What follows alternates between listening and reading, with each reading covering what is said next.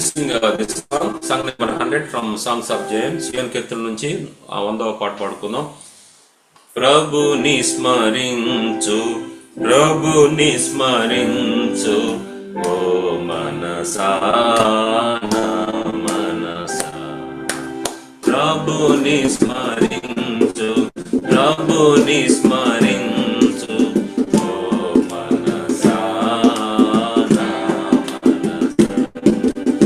ఈ ప్రేమ దాటికి సాటి లేదు, ఈ ప్రేమ దాటికి సాటి లేదు. ఈ మహిమే మేటి,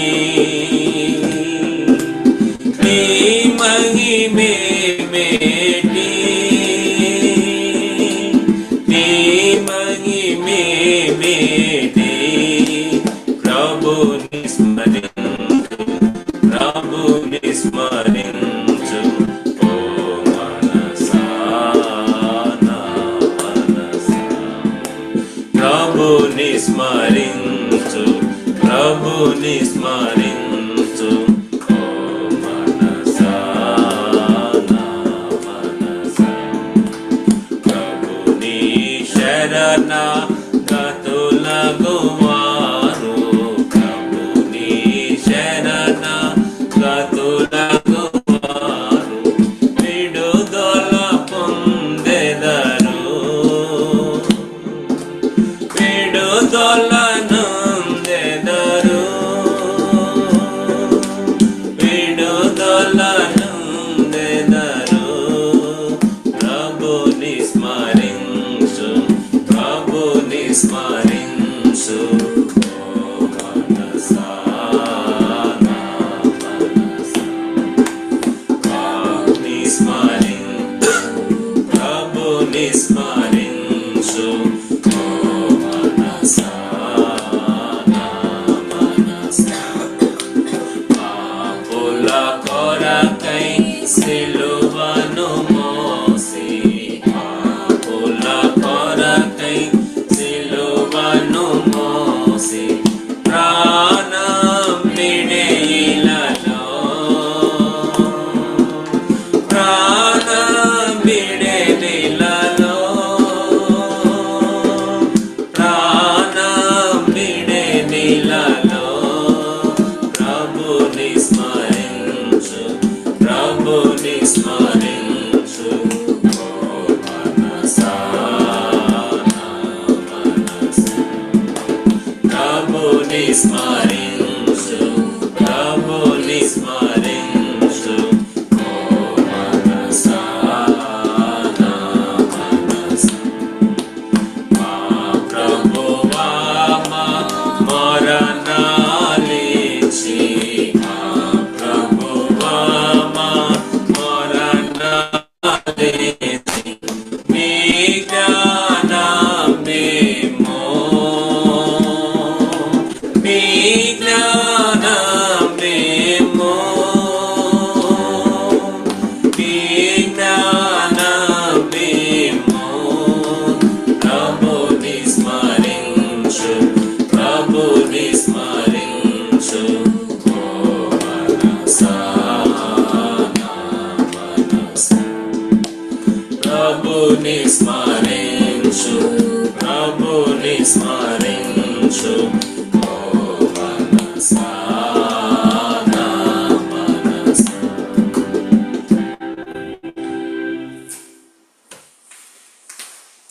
So let us listen to word of God before participating in the Lord's table. దేవుని యొక్క రొట్టె రసాల్లో పాల్గొనడం పొందడానికి ముందు మనము ప్రభు యొక్క వాక్యము విందాం.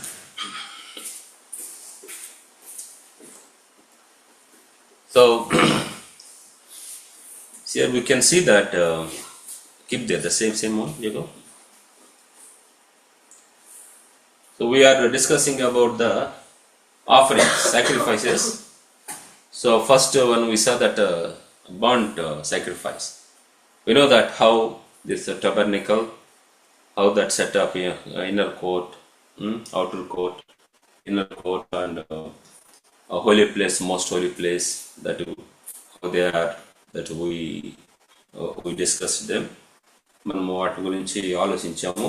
ఏంటి ఆవరణము, సో మనము పరిశుద్ధ స్థలం, అతి పరిశుద్ధ స్థలం గురించి మాట్లాడుతూ వచ్చాం. సో వీటిలో we already discussed about the bond offering, దహన బలి మనం గురించి మాట్లాడుతూ వచ్చాం అన్నమాట. రెండోదిగా మనము గెయిన్ ఆఫ్ నైవేద్యపు బలి, గెయిన్ ఆఫరింగ్ గురించి మనం మాట్లాడదాం. గ్రెయిన్ సాక్రిఫైస్ గురించి మనం మాట్లాడదాం. So if you see that grain offering, so what for this grain offering will be there? So to gratitude for provision and fruitfulness. This is reason why then people used to offer grain offering. How it is related to New Testament also we'll see later. కొత్త నిబంధన ప్రకారం ఏందని మనం చూద్దాం. అప్పుడు ఆ దినాల్లో వారు ఏ విధంగా ఈ గ్రెయిన్ ఆఫరింగ్, నైవేద్య బలి, అది నైవేద్య అదే ఆఫరింగ్ అనేది ఇస్తూ వచ్చారు. మనం చూద్దాం. So go further. So before the bond offering, let us check this one. It that remote will it work if I move this one? I think there we have to check. I think. Okay, go further. So this burnt offering,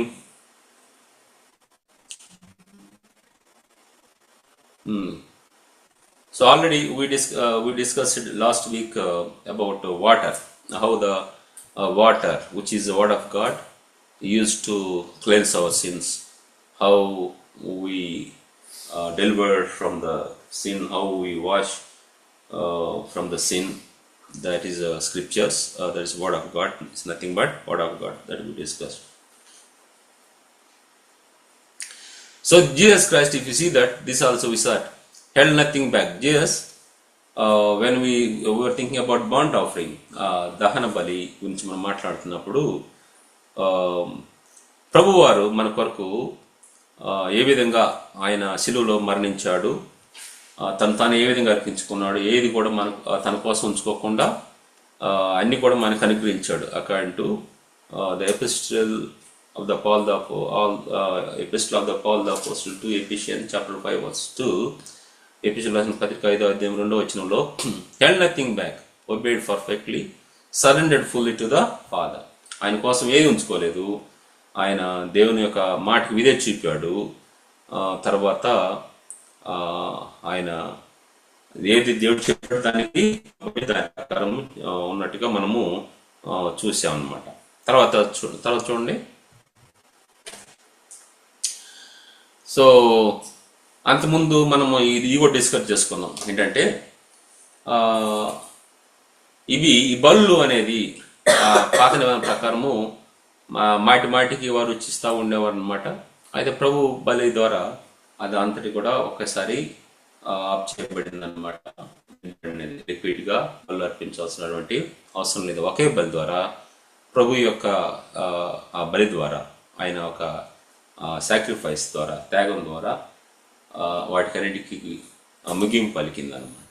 చిన్న ప్రార్థన చేసుకుందాం. కృపగల దేవా, నమ్మకమైన తండ్రి, as we come to thy feet, Lord, speak to us, help us, serve us, minister us, Lord, give us great thoughts from throne of grace. As we come to thy feet, be with us, help us, that we help us to worship thee in truth and spirit.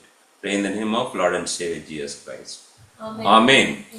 So now, if you see book of Hebrews chapter 10 verse 1 to 14, Hebrews రాసిన పత్రిక 10వ అధ్యాయం 1 నుంచి 14 వరకు చూస్తే, అక్కడ ఏ విధంగా old టెస్టిమెంట్లు చేస్తూ ఉండేవారు వాటి గురించి వివరిస్తూ, ఇది ఇయర్లీ జరిగేవి, ప్రతిరోజు జరిగేవి, సంవత్సరం ఒకసారి జరిగేవి, వాటి గురించి మాట్లాడుతూ వచ్చాడనమాట. అక్కడ ఏ విధంగా ల్యామ్, గోడ్, బుల్స్ అనేవి, గొర్రెలు, మేకలు, అదే విధంగా ఆవులు, అది ఎద్దులు ఏ విధంగా బలిచ్చేవాళ్ళని గురించి రాయబడి ఉంటుంది అనమాట. ఇక ఏ విధంగా ప్రజలు పక్షంగా ఆ రక్తం తీసుకొని ఏ విధంగా అతి పరిశుద్ధ స్థలంలో సంవత్సరానికి ఒకసారి ఈ యొక్క ప్రధాన యాజకుడు వెళ్తాడు అనేది కూడా మనము చూస్తూ వచ్చాం అనమాట. అయితే ఈ యొక్క బలుల ద్వారా, శరీర సంబంధించినటువంటి ఈ బలుల ద్వారా ఆ పాపం అనేది కప్పివేయబడుతుంది, కానీ దానికి విడుదల అనేది ఏమి లేదు అని కూడా చూస్తూ వచ్చాం. ప్రభు యొక్క రక్తం ద్వారా సంపూర్ణమైన విడుదల, విమోచన అనేది కలుగుతుంది. అంతేగాని గొర్రెల రక్తయు, మేకల రక్తయు, పొట్టేల రక్తము, ఎద్దుల రక్తం ద్వారా పాపం అనేది కడిగివేయబడదు, ఓన్లీ కప్పివేయబడుతుంది. So by the blood of lambs, goats, bulls, sin can't be removed completely, but the precious blood of Lord Jesus Christ, sins will completely clear. But by the sacrifice of lambs, goats, bulls, sin will be covered temporarily. So that is what we learn in past weeks. తర్వాత ఇంకేమంటున్నాడు, ఇది పాపం అది could not make perfect conscious. ఇది ఏదైతే వాళ్ళు బల్లర్పిస్తూ వచ్చారో అవి వాళ్ళ కాన్షియస్ అనేది ఎప్పుడు కూడా బ్లేమ్ వేస్తూ ఉంటుంది అనమాట. అది పూర్తిగా వాళ్ళని సంపూర్ణంగా చేయలేదు, వాళ్ళు ఇచ్చిన బళ్ళు అర్పించిన దాన్ని బట్టి అనమాట. వాళ్ళ మనసు కూడా, వాళ్ళ హృదయాలు కూడా పూర్తిగా కడిగివేయబడలేదు అనమాట. అది మాటి జరుగుతూ వచ్చిందని కూడా మనం చూస్తూ వచ్చాం. నెక్స్ట్, ప్రభు వారు ఏ విధంగా ఒక గొర్రెపిల్ల, దేవుని గొర్రెపిల్లగా ఆయన ఈ లోకానికి వచ్చాడు. According to book of gospel according to John chapter 1 verse 26 to 30 we know that. యోహాను సువార్త 1వ అధ్యాయము 26 నుంచి 30 వచనాలు చూస్తే how Jesus suffered himself once for all. ఆ తర్వాత హెబ్రీ 10:10 నుంచి 13 వరకు మనం చూస్తాం అనమాట. He was sinless perfect according to 2 Corinthians chapter 5 verse 21. ఆయన పాపం లేని వాడు, పరిశుద్ధుడిగా ఆయన ఉన్నాడు అనేది మనము అర్థం చేసుకోవచ్చు అనమాట. According to 2 Corinthians chapter 5 verse 21. 2 కొరింథీయుల 5:21 ప్రకారము ఆయనలో పాపం లేదు, ఆయన పరిపూర్ణ అనమాట అనేది మనం గమనించవచ్చు. అయితే ఇప్పుడు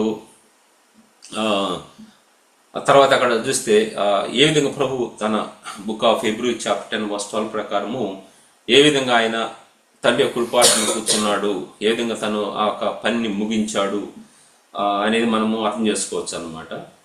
సో ఇప్పుడు మనము రోమియోలు రాసిన పత్రిక 12వ అధ్యాయం 1వ వచనం చూస్తే ఆయన ఏ విధంగా మనకు అంటే ప్రభు చెప్తా ఉన్నాడు. ఒకసారి తీయండి, ఒకసారి book of Roman chapter 12 verse 1. Became a living sacrifice. అక్కడ మనము ఏ విధంగా మనము దేవునికి సమర్పించుకోవాలనే దాని గురించి మాట్లాడుతూ ఉన్నాను అనమాట. Please read for me book of Roman chapter 12 verse 1. I beseech you therefore, brethren, by the mercies of God, that you present your bodies a living sacrifice, wholly acceptable unto God, which is your reasonable service. So దేవుడి వాక్యం ఏం చదివిస్తా ఉందంటే, కాబట్టి సహోదరులారా, పరిశుద్ధమును దేవునికి అనుకూలము అయిన సజీవ యాగముగా మీ శరీరములను ఆయనకు సమర్పించుకొని దేవుని వాత్సల్యాన్ని బట్టి మిమ్మల్ని బతిమాలుకొనుచున్నాను. ఇట్టి సేవ మీకు యుక్తమైనది.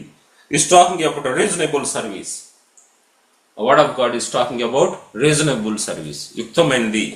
What type of service is reasonable service అంటే, so I beseech you therefore, brethren, by the mercies of God, that ye present your bodies a living sacrifice. How we have to present our bodies? As a living sacrifice, not dead sacrifice. Living sacrifice. So how we are, we have to submit ourselves, living sacrifice, holy. How what type of bodies we submit to the Lord? Holy bodies. So living sacrifice, holy, acceptable unto God.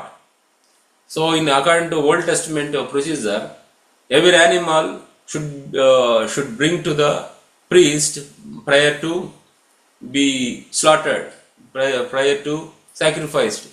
They will decide that it is acceptable thing or unacceptable thing. So they will check there. So same way, when even Jesus Christ will accept us, so he will check us He will check us. So that is how He will. Our bodies should keep such a holy and acceptable unto God. We have to keep ready. We have to be holy. So such by living a holy life, we have to submit our lives to the Lord. That is a reasonable service. That is reasonable. అది యుక్తమైనటువంటి సేవ అన్నమాట. So word of God says that we have to do. By doing this one, what we are doing, ఈ విధంగా చేయడం ద్వారా మనం ఏం చేస్తా ఉన్నామంటే మనము దేవుణ్ణి ఆరాధిస్తున్నాము, ఆయనకి విధేయత చూపుతున్నాము, మనము ఆయన కృతజ్ఞతలు తెలియజేస్తున్నాము. We are worshipping by doing living sacrifice. మన సజీవ యాగంగా మనల్ని ప్రభువుకు సమర్పించుకోవటం ద్వారా, according to book of Roman chapter 12 verse 1, what we are doing, we are worshiping God. We are showing obedience to the Lord. So we are expressing our gratitude to the Lord. మనం అర్థం చేస్తా ఉన్నాం అన్నమాట. So ఇది మనము అర్థం చేసుకోవాలన్నమాట. Next దానికి వెళ్ళండి. సో నెక్స్ట్ ఇప్పుడు టోటల్ అక్కడ ఏంటంటే మెనీ సాక్రిఫైస్, వన్ సాక్రిఫైస్ గురించినప్పుడు అక్కడ యానిమల్స్ ఆఫర్ చేస్తా ఉన్నారు. ఇది మనం లాస్ట్లో చూస్తాం. తర్వాత ఇప్పుడు గెయిన్ ఆఫరింగ్కి వస్తాం. గ్రెయిన్ ఆఫరింగ్ వచ్చినప్పుడు chapter 2 book of Leviticus chapter 2 verse 1 to 16 చూద్దాం. చూడండి, this is what we are going to discuss.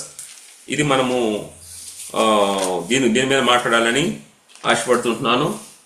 So book of Leviticus chapter 2 verse 1 to 16. We will read alternatively. So how this grain offering can be offered. So మనము అక్కడ చూద్దాము. book of Leviticus, so chapter 2 in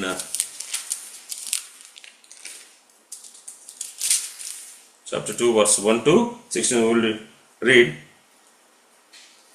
So when any will offer meat offering unto the Lord, his offering shall be of fine flour, and he shall pour oil upon it and put frankincense thereon. And we shall bring it on Aaron's sons of priests, and we shall take thereof his handful of flour thereof, and of the oil thereof, with all the frankincense thereof, and the appreciation thereof, and shall burn upon all the food thereof, and its sacrifice thereof. Verse 3. And the remnant of the meat offering shall be Aaron's and his sons. It is a thing most holy of the offering of the Lord made by fire. And thou make an oblation of the meat offering, and it shall be over, and it shall be unleavened cakes of wine, and it shall be before the Lord, and your fingers on it. If thy oblation be a meat offering baked in a pan, it shall be of fine flour unleavened, mingled with the oil. Thou shalt cover the pieces of the oil thereon with the meat offering.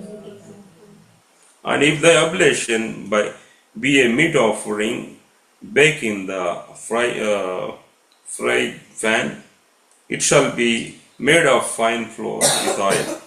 And thou shalt take the meat of wheat and of made of rice these unto the Lord, and when it is presented unto the priest, he shall bring it unto God. And the priest shall take from the meat offering a memorial thereof, and shall be burn it upon the altar. It is an offering made by fire of a sweet savour unto the Lord. And that which is left of the meat offering shall be Aaron's and his sons, he useth it most holy of the offerings of the Lord made by fire. No meat offering which ye shall bring unto the Lord shall be made with leaven, for he shall burn to no leaven, nor any honey in any offering of the Lord made by fire. As for the measure of the first fruits, he shall offer them unto the Lord, but they shall not be burned to the Lord with his stones. So, and every oblation of thy meat offering that thou season with salt, neither shalt thou suffer the salt of the covenant of thy God to be lacking from thy meat offering. With all things, all thine offering thou shalt offer salt. And if thou offerest from the first fruits unto the Lord, thou shalt offer something half of the first fruits grains of corn that by fire, even corn given out of the leaves. So 15, right? And thou shalt put oil upon it, and lay frankincense thereon. It is a meat offering. The priest shall burn the memorial of it, part of the wheat and corn thereof, and part of the oil thereof, with all the frankincense thereof, is the offering made by unto the Lord. So here, how this grain offering should be done, that is the explanation is given. ఈ యొక్క ఏ విధంగా నైవేద్యము అర్పించాలి అనే దాని గురించి ఇచ్చాడనమాట. దాంట్లో డిఫరెంట్ టైప్స్ మెన్షన్ చేశాడు, రకరకాలుగా విధాలుగా. ఇది ఈ విధంగా ఈ నైవేద్యం ఇస్తే, ఒకవేళ ప్యాన్ మీద ఇస్తే ఈ విధంగా చేయాలి, డైరెక్ట్గా ఆ పొయ్యిలో ఇస్తే ఇట్లా చేయాలి, పొయ్యిలో వేస్తే ఇట్లా చేయాలి అని రకరకాలుగా ఇచ్చున్నాడు అనమాట. వాటిల్లో కొన్ని ఇంగ్రీడియంట్స్ ఉన్నాయి. ఏంటంటే వాటిని కలిపేటప్పుడు ఫైన్ ఫ్లోర్ గురించి మాట్లాడుతున్నాడు. Oil, frankincense, salt, no leaven, no honey.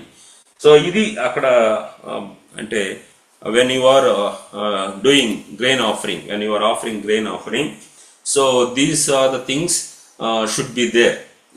ఇవి అక్కడ దాంట్లో ఉండాలని చెప్తూ ఉన్నాడు అనమాట. So there will not be any blood involved in this grain offering. ఎప్పుడైతే నైవేద్య సాక్రిఫైస్, నైవేద్య బలి దాన్ని ఏమంటున్నారు, నైవేద్యము చేసేటప్పుడు దాంట్లో ఏం కలగకూడదు అంటున్నాడు, రక్తం అనేది ఉండకూడదు. సో అది అట్లా చెప్తూ వచ్చాడు. It involved fine floor, oil, frankincense and salt. ఇవి అక్కడ కలిసి ఉన్నాయన్నమాట. ఇవి కలిసి ఉంటాయి. అయితే లీవెన్ అనేది ఉండకూడదు, హనీ అనేది ఉండకూడదు అని చెప్తా ఉన్నాడు. ఆ తర్వాత it represents thanks giving, worship, dedication and Holi living. So ఏంటనేది మనం చూస్తాం. ఇవి ఎప్పుడైతే ఇవి మనం అర్పిస్తున్నామో ఏ విధంగా స్పిరిచువల్గా మనం అప్లై చేసుకోవచ్చు, how we can apply in spiritual way అనేది కూడా మనము తెలుసుకుంటాం అన్నమాట. So background of grain offering, if you see that it is the Hebrew word that mincha, meaning, correct na, mincha? So in Hebrew word, grain offering they call mincha, means that gift and a tribute offering present to honor someone. So in Hebrew they are the one who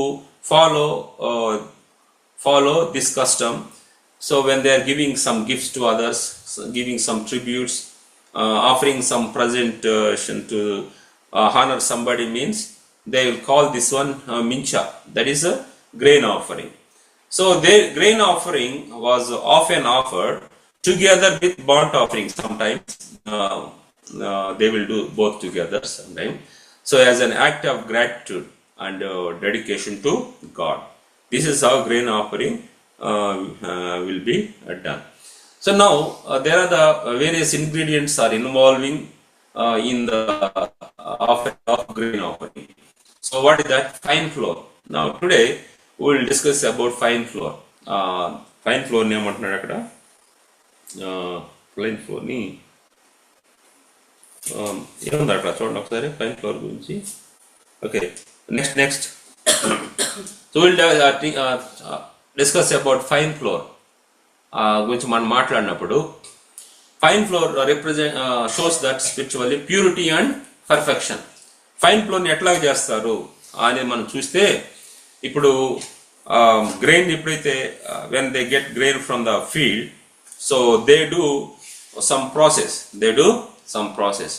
What refine, by doing refine, what they do that whatever that color, next whatever shell is, they will remove shell, and they remove that color of the rice. They will change if it's rice. If it is wheat, that also they will do. They will take to some process. So in order to refine. So after refining, they go for what is that? What for? they go for crush. They will crush this wheat. So they will crush that wheat. So they will make powder. They will make powder. That powder also will be filtered. That is nothing but that is called sifted. Shifting means, so what they will do, jallidu padtaru annamata, jallidu batti. So in that powder also they will see that fine flour coming, and rest of whatever little hard seeds, hard flour they will remove. Hard flour they will remove. How much shift you do that much fine flour we will get.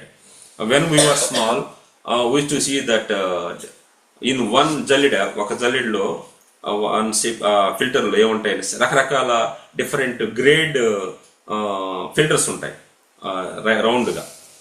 If God willing next week I will show that picture. దాన్ని బట్టి ఏం చేస్తారంటే కొంచెము అంటే ఎక్కువగా, అంటే ఆ పిండి కొంచెము ఎక్కువగా ఉండాలంటే దాన్ని ఏం చేస్తారంటే కొంచెం చిన్న చిన్న హోల్, అదే పెద్ద హోల్స్ ఉన్న ఫిల్టర్ వాడతారు. తర్వాత ఇంకా ఫైన్గా, అంటే చాలా సన్నగా ఉన్నటువంటి పిండి రావాలంటే చిన్న హోల్స్ ఉన్న ఫిల్టర్ వాడతారు. అట్లాగా వాటిని సపరేట్ చేస్తారనమాట. That is nothing but shifted అనమాట. సో రిఫైండ్ ఆల్రెడీ మనం చూసాం. రిఫైండ్ అంటే వాటిని ఇంకొంచెము బాగా షైన్ కావటానికి, సహజంగా ఈ రైస్ అనుకో రెడ్గా ఉన్న, మనం గోధుమ తీసేసిన తర్వాత రెడ్గా ఉంటాయి, వాటిని ఏం చేస్తారు, రిఫైన్ చేసినప్పుడు వైట్గా వచ్చేస్తూ ఉంటాయి. సో అట్లాగా వాళ్ళు కొంత మెషిన్ తీసుకెళ్ళిపోయి కొంత ప్రాసెస్తో తీసుకెళ్ళి రిఫైన్ చేస్తారనమాట. చివరికి వచ్చేసరికి ఏమైపోద్ది, ఇక చాలా స్మూత్గా ఉన్నటువంటి, చాలా మెత్తగా ఉన్నటువంటి, అదే ఉన్నటువంటి చాలా శ్రేష్టమైనటువంటి ఫైన్ ఫ్లోర్ అనేది వస్తుంది అనమాట. That is called fine flour. ఇప్పుడు ఈ ప్రాసెస్ అంతా చూసినప్పుడు when you see this entire process, so no way without taking in painful way is coming out such a fine floor. No way without taking through some pain is coming out fine floor. So in order to get fine floor, that seed has to go through a lot of pain. Pain means that it will be crushed. Crush means it's not simply surface do something mean. They will make it powder. So it will lose its shape. It will lose its shape in order to become powder. So external things they will use. What the machine? They will beat with machine with support of two metals. They will, when the metal two sides they hit, it will become powder. It will be pieces. So repeatedly when they do that, then ultimately that powder will come out. That powder also they will sip and refine. Ultimately fine floor will come. So it has to go through certain process. ఒక process గుండా అది వెళ్ళినప్పుడు మనకి ఉపయోగమైనటువంటి శ్రేష్టమైనటువంటి ఆ పిండి అనేది వస్తుంది అనమాట. సో అది రావాలన్నప్పుడు ఇటువంటి సమస్యలు గుండా, ఇటువంటి పరిస్థితులు గుండా అది వెళ్తుంది అనమాట. అది pain. So if you replace our cells in the place of that wheat, in the place of that grain, whatever that field they're coming, that grain. So how we require to go through such type of pains, such type of some hardships, sorrows. So in order to see that fine flows, in order to see that great holiness, in order to see that really what God is expecting from us, that we can understand. Now let us see that first 1 Peter chapter 2 verse 22. 1 Peter chapter 2 verse 22. ఆయన పాపం చేయలేదు, ఆయన నోటను ఏ కపటమును కనబడలేదు. Who did no sin, neither was guile found in his mouth. 1 Peter. So అతనిలో ఏ పాపం కూడా లేదన్నమాట. ఎవరిలో? ప్రభువులో ఏ పాపం లేదు. ఇటువంటి కపటం కూడా ఆయన నోట లేదని ఉంటది అనమాట. అయితే అతను ఎందుకు లేదు అంటే, ఆయన మామూలుగా పరలోకంలో ఉన్నప్పుడు ఆ పరిస్థితులు వేరు. ఆయన ఈ లోకానికి వచ్చినప్పుడు ఆయన ఏ విధంగా శ్రమపరచబడినాడు అనేది మనం చూస్తాం అన్నమాట. He was like us in this world, like a human. He was there in the world. He faced many temptations. He gone through lot of issues, lot of tests, but nowhere fallen to the world. ఈ లోకానికి కూడా ఎక్కడ కూడా ఆయన లోబడినట్టు కానీ విధేయ చూపినట్టు కానీ ఎక్కడ కూడా ఆయన ఈ committed somewhere for the sin అన్నట్టు కానీ ఏం లేదు. ఆయన సిన్కి ఎక్కడ కూడా సిన్ చేసినట్టుగా లేదు, ఏం లేదు అనమాట. పాపం చేసినట్టుగా లేదు, ఆయన పాపం లేనివాడుగా ఉన్నాడు అనమాట. So even though we gone through lot of sufferings, even though we faced many things, so we committed sin many times. We committed sins when we go through those things. But Jesus Christ, when he gone through those things, he never committed any sin. He never committed any sin. There was no any guile in him. అతను ఎటువంటి కపటం కూడా లేదన్నమాట. When we face these all things, we can see enough sin we committed, enough guile we can notice in our lives. So these all things, whatever fine floor is going through in order to give that finest floor. So there we can see that trials, testing, sufferings, and discipline. These things are very important for the child of God. Even child of God, when he want to give best life for the Lord, when you want to live best life for the Lord, what do you have to do? That you have to go through this trial, testing, sufferings, and discipline. These things will play a great role in the Christian life. చాలాసార్లు క్రైస్తవులంగా మనం ఏంటి ఇష్టపడం, మనకి we don't like them. So క్రైస్తవులంగా మనము ఈ యొక్క పరీక్షల గుండా, ఇబ్బందుల గుండా, ఇంకా చాలా క్రమంతో కూడినటువంటి జీవితం జీవిస్తూ మన అనేకమైన ఒడిదుడుకులను ఎదుర్కొంటూ వెళ్ళాల్సినటువంటి వారము. సో మనకి చాలా మందికి ఈ ఇష్టం ఉండదు, ఇవి అంత సులభంగా రావు. You can't get them on such a easy way unless you pay the penalty, unless you pay the sacrifice, unless you sacrifice the things. నీ కోరికలను చంపుకోకపోతే, unless you kill your desires, నీ కోరికలను చంపుకోకపోతే, నువ్వు ఇబ్బందులు ఎదుర్కోకపోతే, నీ సమస్యల్లో ఎలగకపోతే, నువ్వు శోధనలు ఎదుర్కోకపోతే, నీకు ఆ యొక్క ప్రభువుకు సంతోషకరమైన జీవితం అనేది రాదు. వస్తుందా ప్రభువుకు సంతోషం? తెలుగు అంటారు అవా కావాలి బోవా కావాలంటే కాదు. If you want that thing, this thing, both I need means nothing. If you want something, you have to refuse something. నాకు లోకం కావాలి ప్రభు, నువ్వు కావాలంటే అయ్యేది కాదు. ఒక అతను తెలివిగా అన్నాడు, సండే స్కూల్లో అబ్బాయి సండే స్కూల్లో పాఠం వినేసి సో తెలివిగా ఒక మాట చెప్పాడంట. What the story he heard from the Sunday school teacher is that Lazarus and rich man. ధనవంతుడు లాజర్ స్టోరీ విన్నాడు. వినేసి సో నీకు ఎటువంటి జీవితం కావాలయ్యా అని అడిగిందంట టీచరు.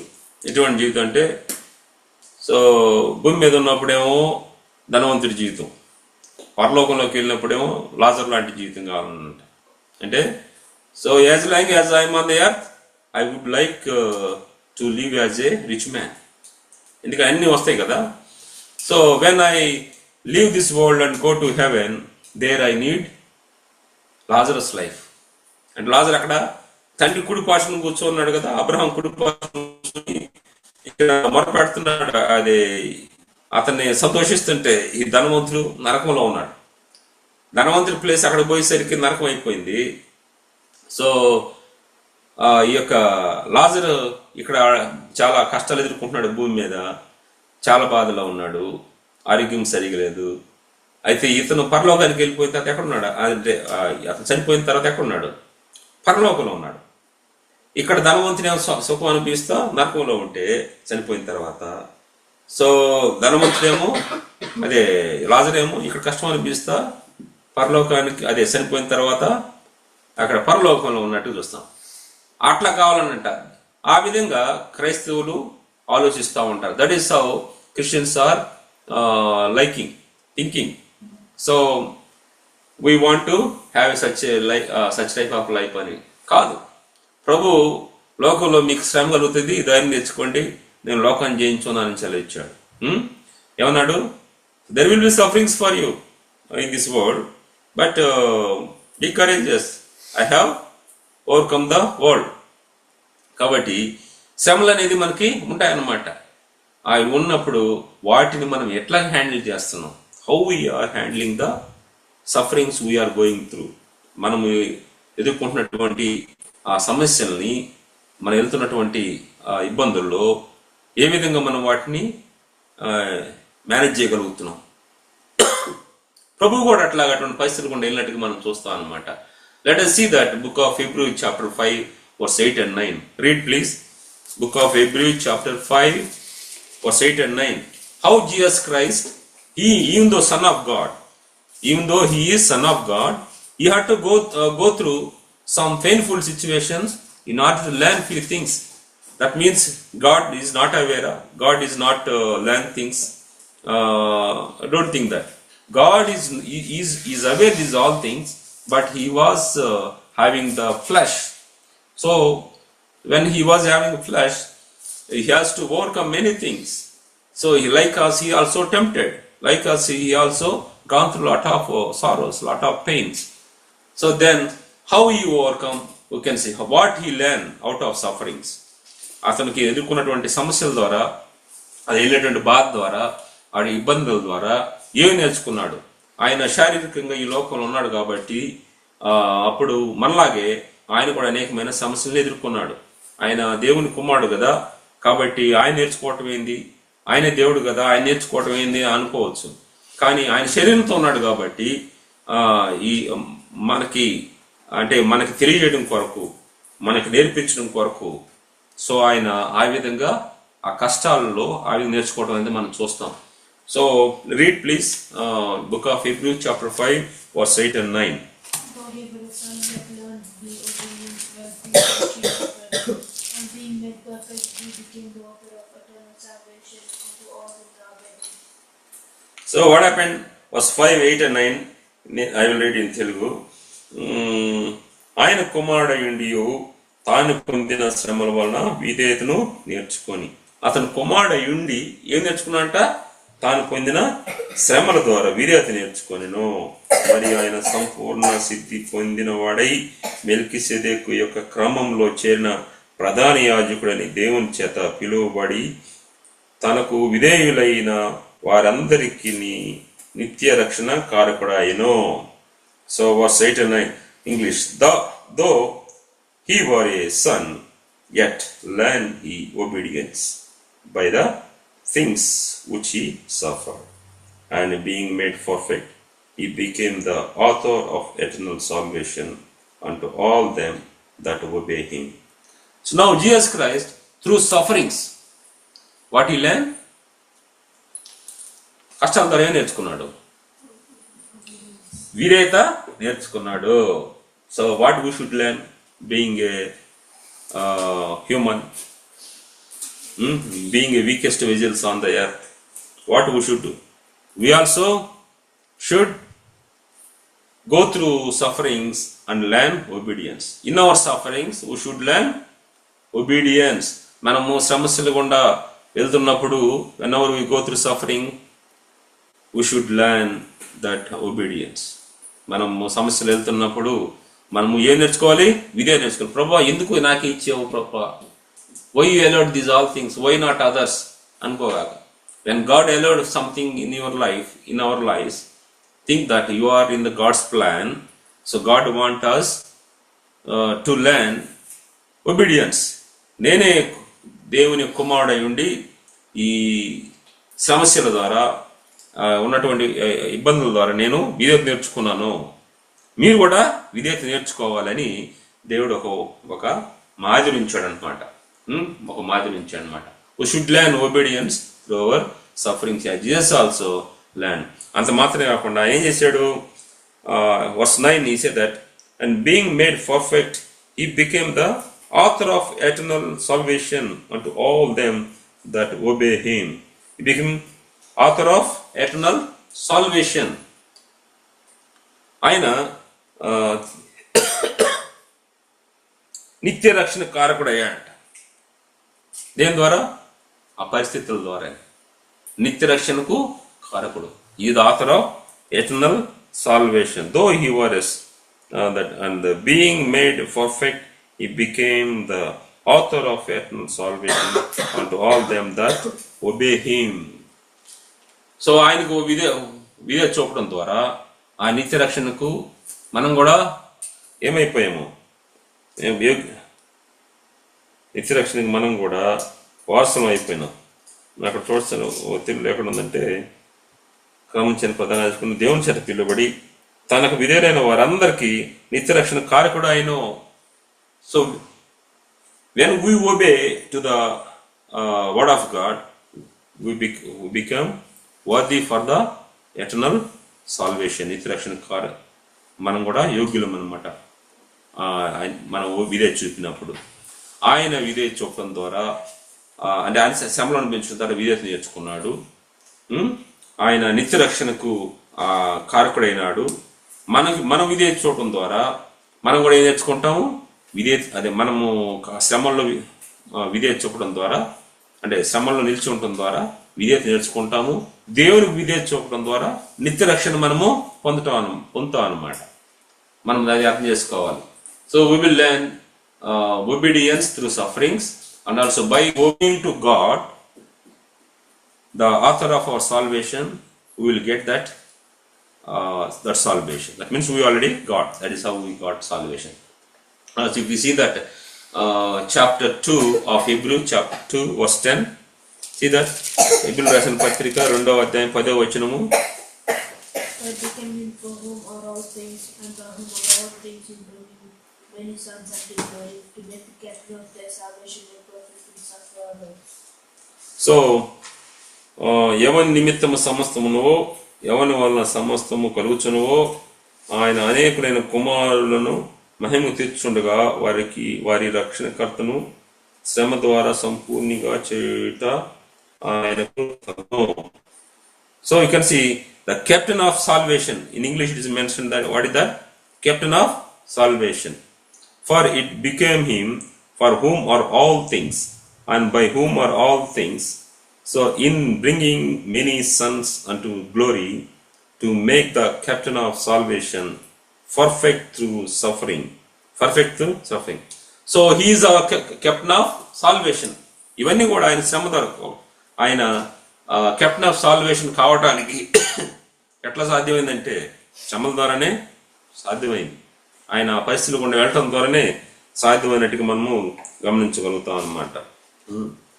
ఆయన ద్వారానే సమస్తము జరిగినాయి అన్నమాట. ఆయన కొరకు జరిగినాయి, ఆయన కొరకే ఉన్నవి అంటాడు. ఎవరి నిమిత్తం సమస్తం ఉన్నవో, ఎవరి వలన సమస్తమును కలుగుచున్నవో, ఆయన అనేకులైన కుమారులను మహిమ తెచ్చుండగా వారి రక్షణకర్తను శ్రమల ద్వారా సంపూర్ణునిగా చేయుట ఆయనకు తగును. శ్రమ ద్వారా సంపూర్ణుడు. Through sufferings. So through sufferings will be perfect. శ్రమ ద్వారా పరిపూర్ణత పొందటం అన్నమాట. అంటే శ్రమల్లో ఏముంది? పర్ఫెక్షన్ ఉంది. శ్రమల ద్వారానే ఆ రక్షణ అనేది దేవుడు మనకి అనుమతించాడు. నెక్స్ట్ ఆ శ్రమల్లోనే మనం విధేయత నేర్చుకుంటాము. అది సి 4:15 ఆఫ్ హెబ్రూస్ 4:15 ఏముంది? హెబ్రూ రాసిన పత్రిక 4:15లో ఆయన శోధించబడినాడు, అయితే పాపం లేనివాడుగా ఉన్నాడు అనమాట. ఏమైనాడు? శోధించబడి. Can you read chapter 4 verse 15? For we have not an high priest which cannot touch with the feeling of our infirmity, but was in all points tempted like as we are, yet without sin. See that he was tested in all points, all areas. That what we can understand.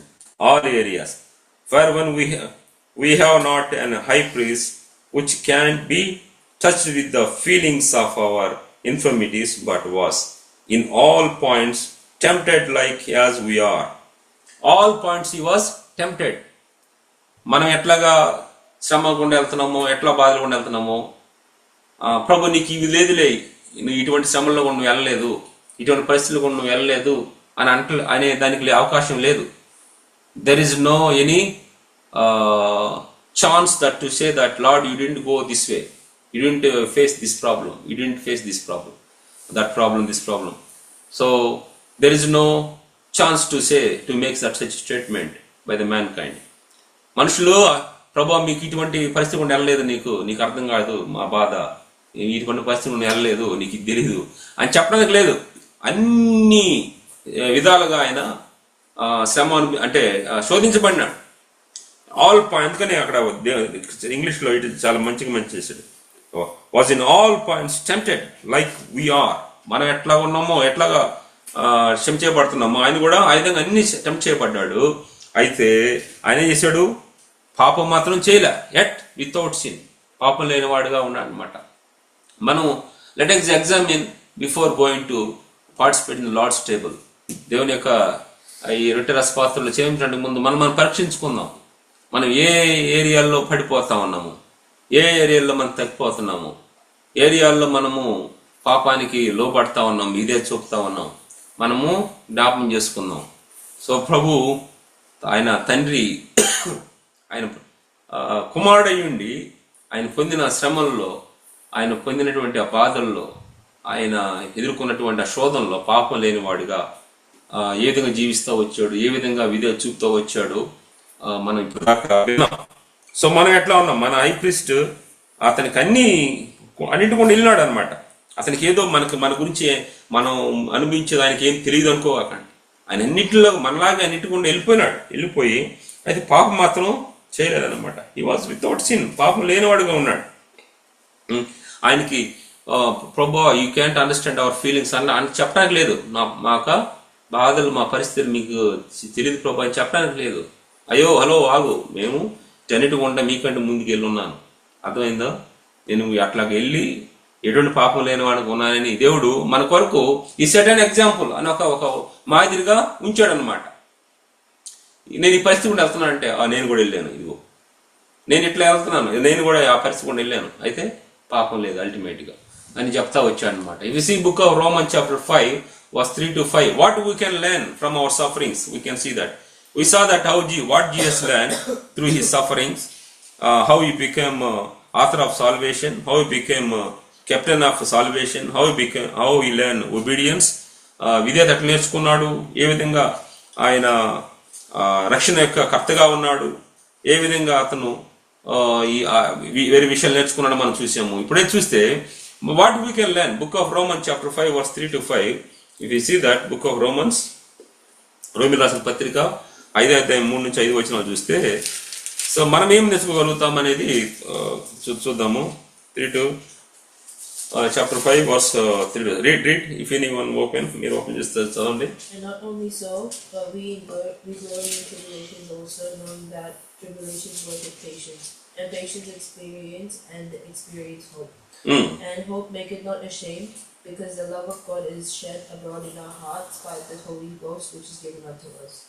You see that how scripture says that verse 3 to 5, not only so, but we glory in tribulation also, knowing the tribulation worketh patience.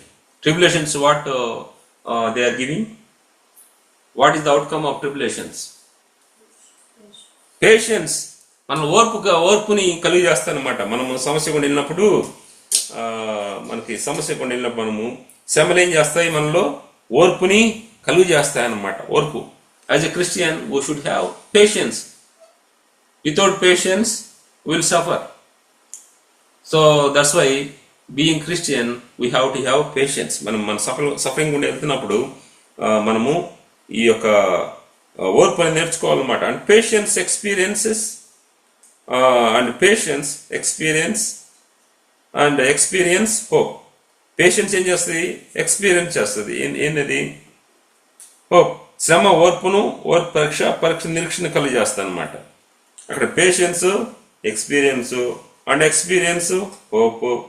ఇట్లాగా verse 5, and hope maketh not ashamed,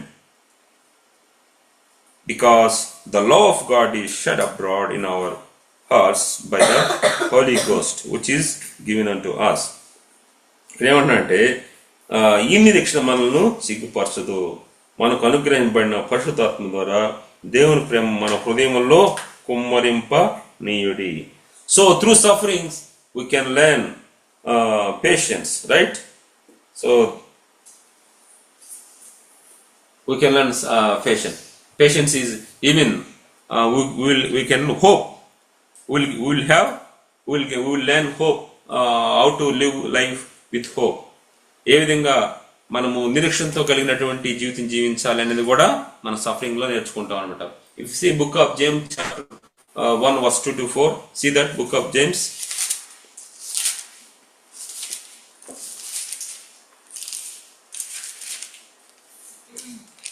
Book of James chapter 1 verse 2 to 4, read.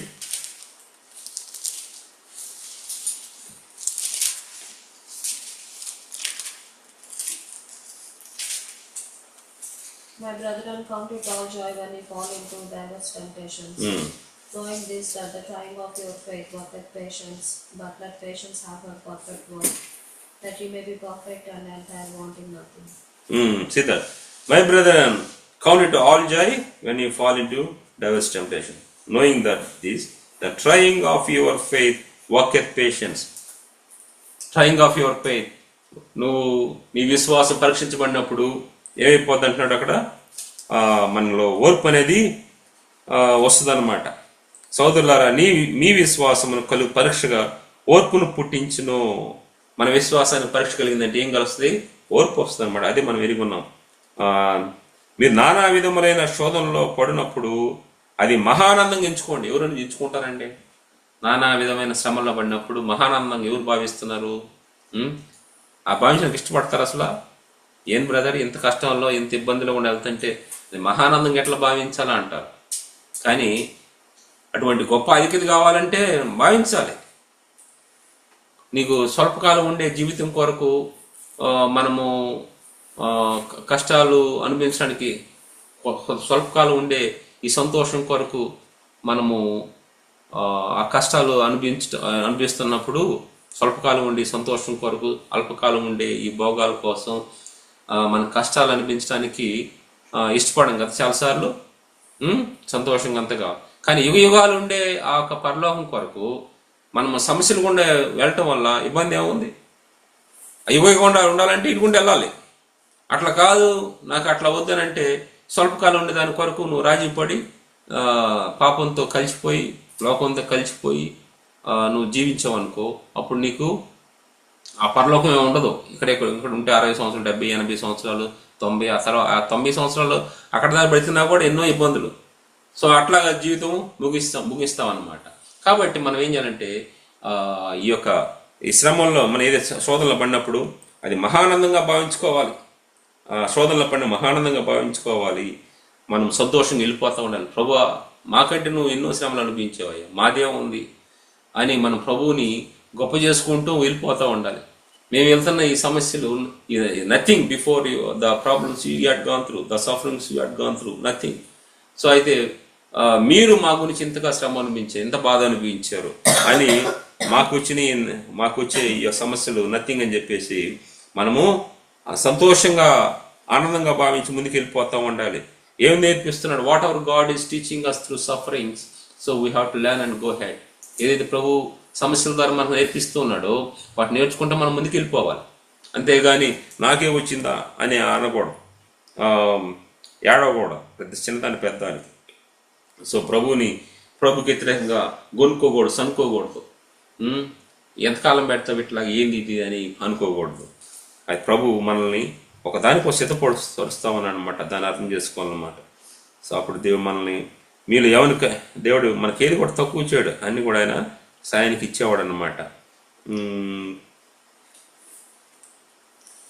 తర్వాత ఇప్పుడు ఇంకొక 2 కొరింథీ 12 చూడండి. 2 Corinthians chapter 12 verse 9. 2 కొరింథీ 12 చూడండి.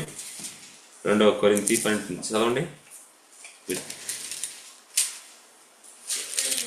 And he said unto me, my grace is sufficient for thee, for my strength is made perfect in weakness. most gladly. Therefore, I will rather glory in my infirmities, that the power of Christ may rest upon me. So ఇక్కడ ఆయన ఏమంటున్నాడు? My grace is sufficient for the, my grace sufficient for the, my strength is made perfect in weakness. మనం ఎప్పుడైతే బలహీనమో, ఎప్పుడైతే మనం వీక్గా ఉంటామో, దేవుని యొక్క కృప మనలో బలంగా పనిచేస్తుంది అనమాట. అక్కడ అందుకని అంటున్నాడు తెలియదు, అందుకు నా కృప నీకు చాలు, బలహీనత ఎందు మనం ఎప్పుడైతే బలహీన, నా శక్తి పరిపూర్ణము అవుతున్నది ఆయన నాతో చెప్పాను. నువ్వు ఇప్పుడు బలహీన అనుకుంటావు, ఎప్పుడైతే నువ్వు అట్లా ఉంటావో అప్పుడు నా శక్తి నీలో పరిపూర్ణం అవుతుంది. అంటే శ్రమల్లో ఆయన యొక్క శక్తి మనలో పరిపూర్ణం అవుతుంది అనమాట. ఆయన కృప మనకి చాలిన కృప ఉంది మనతో. మనకి శ్రమలో వెళ్తున్నప్పుడు మనం ఓర్పు నేర్చుకుంటాం, సహనం నేర్చుకుంటాం, మనము ఆ శ్రమల్లోనే అభివృద్ధి కూడా చూస్తాము. అదనమాట. మనము ఆ విధంగా ఉండటం వల్ల, ఆ విధంగా శ్రమలు భరించడం వల్ల మన కోసం ఏముందో చూడండి, అవుట్కమ్ ఏముందో చూడండి ఒకసారి. అవుట్కమ్ 2 Corinthians chapter 4 verse 17 చదవండి. 2 Corinthians chapter 4 verse 17.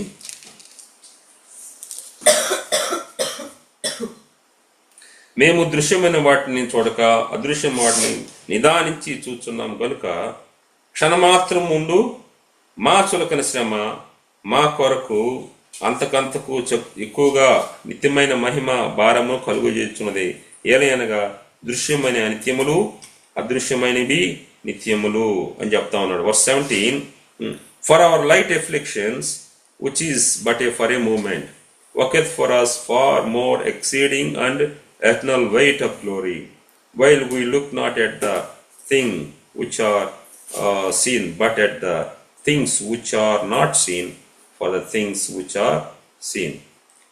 So sorry, verse 18, while we look not at the things which are seen, but at the things which are not seen. For the things which are seen are temporal, but the things which are not seen are eternal. So, what we should understand out of this means, whatever things, whatever problems we are going through, these are all only temporary.